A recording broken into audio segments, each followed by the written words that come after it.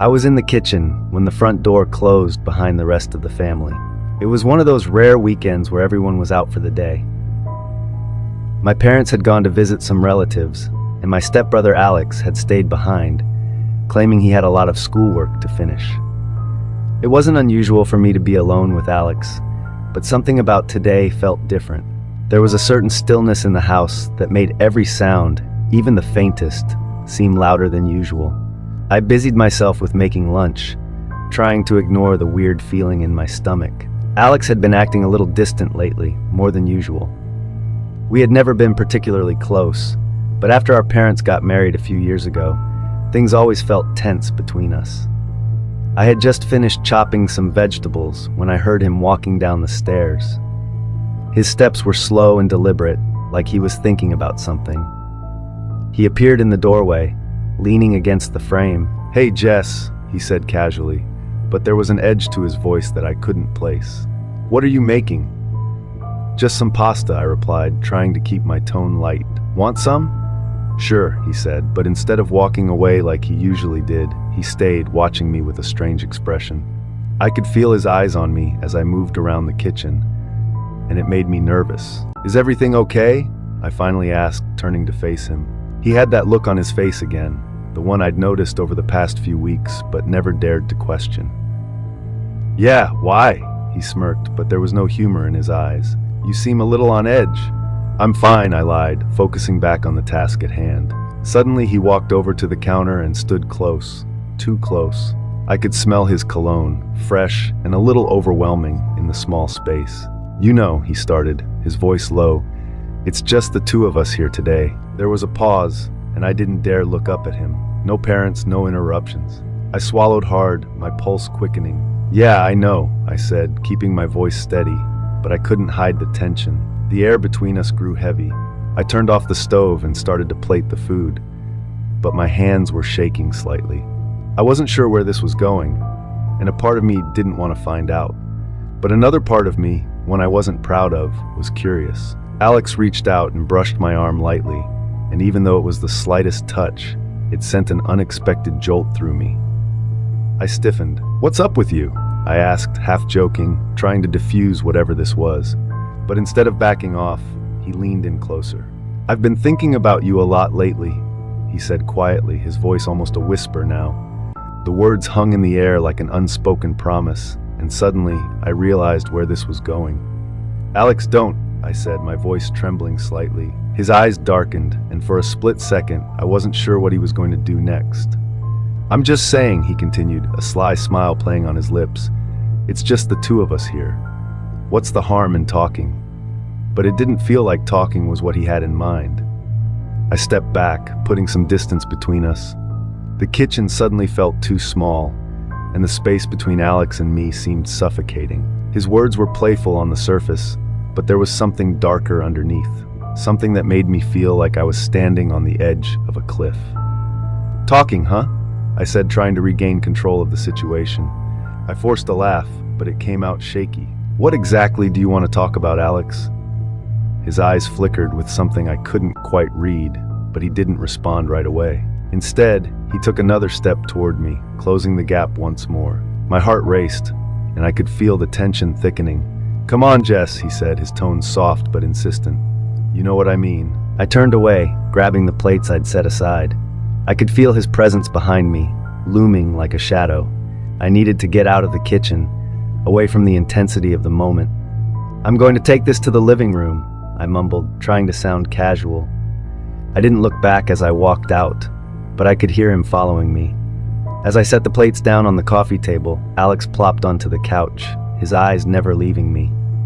It felt like he was waiting for something, but I couldn't figure out what. I sat on the opposite end of the couch, keeping a safe distance between us. The TV was on, but I wasn't really watching it. I could feel the weight of his gaze on me. For a while we sat in silence.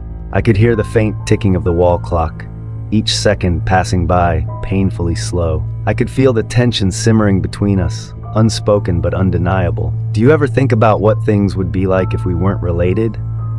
Alex suddenly asked, breaking the silence. His voice was low, almost like he wasn't sure he should be saying it. don't miss out on the journey to 1,000 subscribers. Hit that subscribe button now and be part of something big before everyone else. My stomach dropped. This was crossing a line I wasn't sure either of us knew how to deal with. I didn't answer right away. How was I supposed to answer something like that? That's a weird question, I said, trying to deflect. I picked up the food on my plate, but my appetite was long gone. Is it though? He pressed, leaning forward. I mean, technically, we're not even blood related. You're just my stepsister. There it was, the excuse that made this conversation seem like it wasn't completely wrong. But it didn't make it right either. I finally looked at him, and the intensity in his eyes caught me off guard. He wasn't joking. This wasn't just some weird sibling banter. He was serious, and that scared me more than I wanted to admit. Alex, we can't, I started, but he interrupted me. Why not? He asked, his voice soft, almost pleading. Who's gonna know? It's not like we're doing anything wrong. We're just talking. Talking. He kept using that word like it was some kind of cover for what he was really getting at. I shook my head. It doesn't matter. We're family now, whether you like it or not. This, I gestured between us. This can't happen. He didn't say anything for a moment, but I could see the frustration building behind his calm facade. Jess, he said finally, leaning closer. I've seen the way you look at me sometimes. Don't act like you've never thought about it. I froze. His words hit harder than I expected, because, deep down, I knew there was some truth to them. There had been moments, fleeting thoughts that I always pushed away, that I never allowed myself to dwell on. But now, sitting here with him, it was like those thoughts were out in the open, exposed for both of us to see. Stop, I said, my voice barely a whisper. I wasn't sure if I was telling him to stop or if I was telling myself. He didn't stop, though. Instead, he reached out and gently brushed a strand of hair away from my face, his fingers lingering a little too long. The touch sent a shiver down my spine, and I hated the way my body reacted. I hated that I didn't immediately push him away. Alex, please, I said, my voice trembling now. This isn't right. He pulled his hand back, but his eyes stayed locked on mine. For a moment, I thought he was going to push further, but then he leaned back on the couch, sighing heavily. You're right, he said finally, running a hand through his hair. I'm sorry, I don't know what came over me. The room felt heavier, the air thick with unspoken tension. We sat in silence for a while, neither of us knowing what to say next. I could feel my pulse slowing down, but my mind was still racing. Part of me was relieved that he backed off, but another part, the one I didn't want to acknowledge, was disappointed. I hated that feeling. We should just forget this ever happened, I said, more to myself than to him. Alex didn't respond right away, but after a moment he nodded slowly. Yeah, maybe you're right. But something in his voice told me that neither of us was going to forget this anytime soon. The silence between us stretched on, growing thicker with every passing second. I tried to focus on the TV, but nothing was registering. My mind kept replaying Alex's words, his touch, and the way I had responded to it. I couldn't shake the uncomfortable truth that, in some twisted way, a part of me had wanted him to push further. I hated that thought. It made me feel like I had crossed some unspoken boundary, even though I hadn't done anything wrong. But emotional boundaries can be just as real as physical ones, and it was clear that both of us had just crossed a line we couldn't uncross. I'm going to clean up the kitchen, I muttered, standing up abruptly. I needed to move, to get away from him, even if just for a few minutes. I heard Alex mumble something in response, but I didn't stick around to hear what it was. My heart was still racing, and the walls of the house felt like they were closing in. In the kitchen, I tried to keep myself busy by washing the dishes, but my thoughts kept drifting back to the couch, to Alex, and to what had just happened. I wasn't sure how we were supposed to move on from this, how we could pretend everything was normal when it clearly wasn't. As I stood there scrubbing a plate that was already clean, I heard footsteps behind me. I didn't have to turn around to know it was Alex. Jess, he said softly, standing in the doorway. We should talk. I shook my head, keeping my back to him. I don't think we should. He sighed, and I could hear the frustration in his voice. We can't just pretend this didn't happen. That's exactly what we're going to do, I said firmly, finally turning to face him. I met his eyes, trying to stay strong, but it was hard. I could see the conflict in his expression, and I knew he wasn't going to let this go easily. "Why?" he asked, stepping closer. "Why are you so afraid to admit there's something between us?" "Because it's wrong," I snapped, louder than I meant to. "It's not normal, Alex. We're family, or at least we're supposed to be family." He scoffed. "We're not really family, Jess, you know that. We didn't grow up together. We barely even knew each other until a few years ago." "That doesn't matter," I shot back, my voice shaking. "We live together now. Our parents are married. We're supposed to be siblings." He looked at me for a long moment, his eyes searching mine. I could see the battle going on in his head, the same one I was struggling with. It wasn't just about us anymore. It was about the consequences of what could happen if we gave in to whatever this was. "I get it," he said quietly, his tone softer now. "I do, but I can't pretend like I don't feel something for you, Jess." His words hung in the air, and I felt my chest tighten. This was exactly what I was afraid of. Admitting there was something between us was dangerous, not just because of what it could mean for our relationship, but because once it was out in the open, there was no going back. "We can't do this," I said, my voice barely above a whisper. "It'll ruin everything." Alex took a deep breath and nodded slowly, but I could see the disappointment in his eyes. "I don't want to ruin anything. I didn't expect to feel this way." I felt a lump form in my throat. I didn't want to hurt him, but I couldn't let this go any further. I had to put an end to it before things got even more complicated.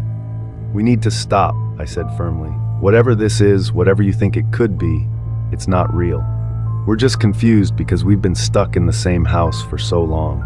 Once we get some space, things will go back to normal." Alex didn't say anything for a moment, but I could see the internal struggle on his face. Finally, he nodded, though reluctantly. "Okay," he said, stepping back slightly. "I'll back off. I don't want to make you uncomfortable." I let out a breath I hadn't realized I was holding. Relief washed over me, but it was mixed with a deep sense of unease. I had hoped this would make everything easier, but now I wasn't so sure. "Thank you," I said quietly, though my voice was strained. I forced a small smile, but it felt hollow. He turned to leave, but then he paused at the doorway. "Jess, for what it's worth, I didn't mean to make things weird. I don't know. I guess I misread things." "It's okay," I said, though we both knew it wasn't. "Let's just forget about it." He gave me one last look before walking away, leaving me alone in the kitchen once again.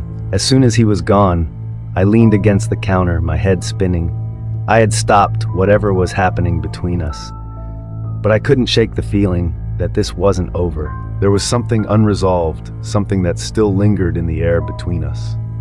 And no matter how much I wanted to pretend otherwise, I knew that avoiding it wouldn't make it go away.